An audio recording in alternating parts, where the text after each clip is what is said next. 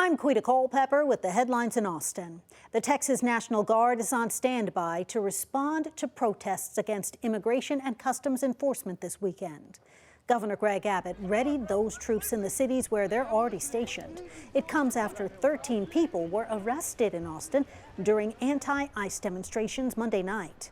Meanwhile, police are preparing for a larger, separate protest against the policies of the Trump administration at the Capitol on Saturday. In a statement, Austin Mayor Kirk Watson says city leaders were notified about the potential for the National Guard to help DPS that day. He wrote, quote, "I'm supportive of people exercising their right to engage in peaceful protest against politics and policies that they disagree with. However, destructive actions or efforts to hurt police is wrong. You're damaging your city," end quote. Governor Abbott signed a bill into law Wednesday afternoon, allowing the state to spend $50 million researching a psychoactive drug that can treat opioid withdrawal. The psychedelic substance is extracted from an African shrub. And Senate Bill 2308 creates a consortium of universities, hospitals, and drug developers that will conduct trials to treat opioid use disorder and other mental health conditions with ibogaine. Texas would then get at least 20% of any successful ibogaine drug that's developed through the trials. A quarter of that revenue will go to a fund for Texas veterans.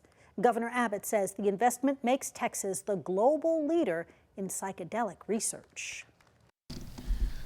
Texas is now leading the way in the United States for the evaluation of ibogaine as a potential medication that can help improve the lives of so many Americans. A 2024 study by Stanford Medicine found ibogaine reduces PTSD, anxiety, and depression. Chase Rowland, a former Army Ranger who suffered a brain injury while jumping out of a plane, says the drug has had miracle-like effects. After 17 years of being addicted to opioids, he took the drug in August of 2023 and says it changed his life. Yeah, traveled to Mexico, Tijuana, used it, and since then, I'm happy to be alive now. You know, I love life. My kids can see, they see that I'm here now, and it's the greatest gift I've ever been given. Other drug-related bills were passed this legislative session. Senate Bill 3 bans all consumable THC products from being sold at stores. Tesla Robotaxis could begin picking up customers in Austin in just a couple of weeks. Tesla CEO Elon Musk says a tentative public launch date is set for June 22nd. Musk wrote on the social media platform X, quote, "We are being super paranoid about safety, so the date could shift," end quote.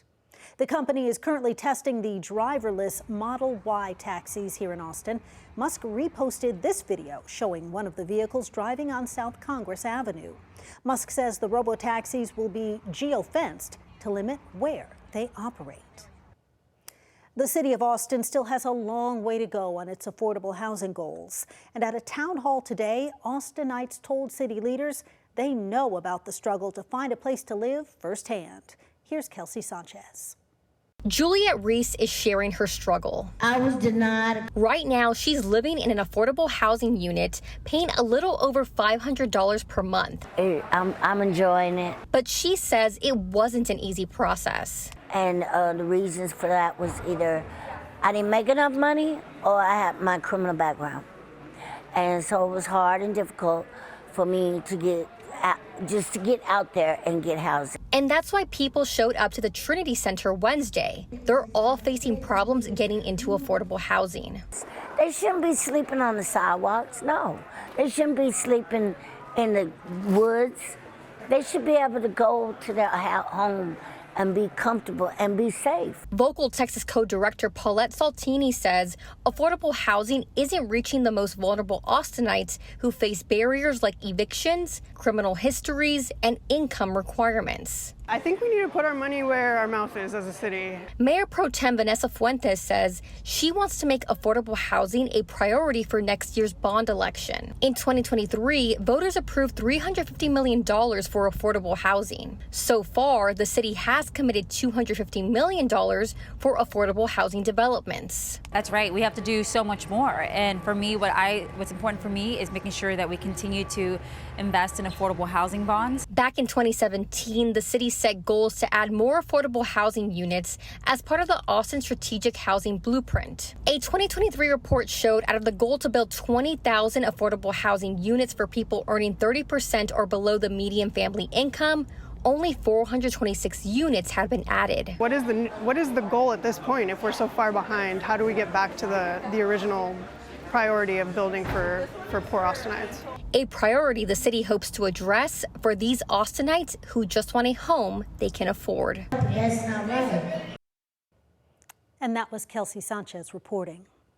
A group that helps survivors of domestic violence and sexual assault needs your help to collect bags for its Handbags and Backpacks for Hope campaign.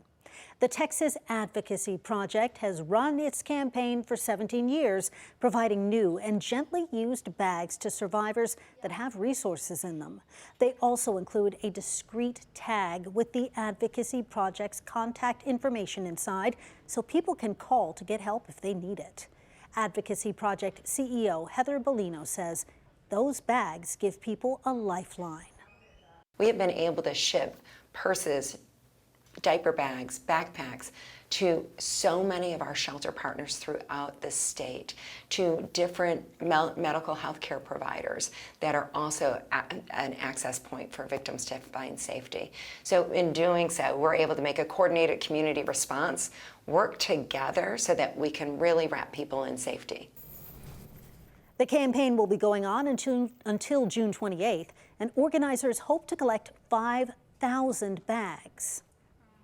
The Central Texas Food Bank is increasing the number of meals it's giving out to kids this summer. Adam Bennett shows us how it's stepping up to meet this growing need. Inside Abundant Life Church in Pflugerville, summer camp director Candace Akers and her team we get to grow and develop right along with the kids. Spend 8 weeks nourishing minds. Okay, in a second they're gonna come bring you your plates. And stomachs. Parents are also excited because they know that their students are going to have nutritious food available. You are so welcome. Hello. Central Texas Food Bank launched its summer meals program here on Wednesday. Making sure that the 1 in 4 kids who go to bed hungry have food that they need to thrive when school's not in session. This church is one of more than 55 distribution sites across Central Texas. The food bank's kitchen makes the meals. CEO Sari Vatsky says they're helping about 80,000 more people compared to last year. Parents have trouble paying for increased utilities, childcare, and so it's really important that we're helping supplement the household budget during the summer. This program isn't just for kids at one school or one district. Any student up to age 18 can get one of these meals. Would you like the chicken? Tiffany Hernandez of Pflugerville brought her 2 kids. On the way here, they were saying, we're hungry. And so we're like, okay, I know about this program. Let me just pass by and see how it works. Quality time with quality food. Adam Bennett, KVUE News. What a great program. And those are the headlines happening here in Austin. I'm Quita Culpepper.